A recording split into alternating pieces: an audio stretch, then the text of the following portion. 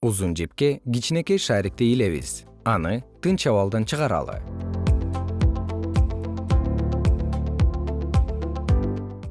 Маятник термелүү кыймылын аткарууда.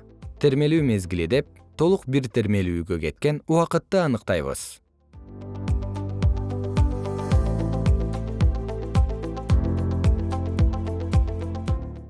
Математикалык маятниктин термелүү мезгили эмнеден көз каранды экенин байкайлы. Ал үчүн бирдей узундуктагы, бирок ар башка массадагы эки математикалык маятникти бири-бирине жакын жайгаштыралы. Массалары ар башка экенин далилдөө үчүн маятниктерди бири-бирине түртөбүз.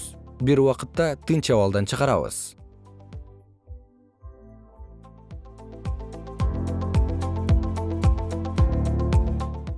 Тең салмактуу улук абалын чогуу өтүп жатканын көрүүдөбүз.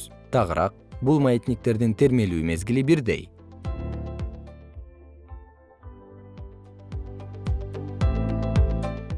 Эми эки окшош маятникти бири-бирине жакын жайгаштыралы.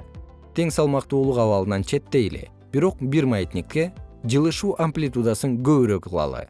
Алдыңкы тажрыйбадагыдай эки маятник тең салмактуу улук абалын чогуу өтүүдө. Демек, бирдей мезгилде термелүүдө.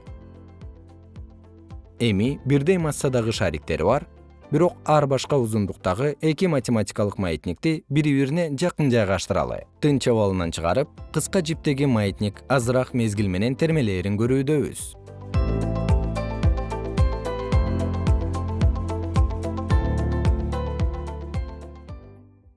Термелүү мезгилине таасир берген дагы башка факторлор бар. Математикалык маятниктин алдына ток булагына туташкан катушканы коелу. Маятниктин термелүү мезгили электр чынжырын бекитип ачканда өзгөрүп жатканын байкоодобуз. Демек, электромагниттик үйгүзгөндө термелүү мезгили азаят.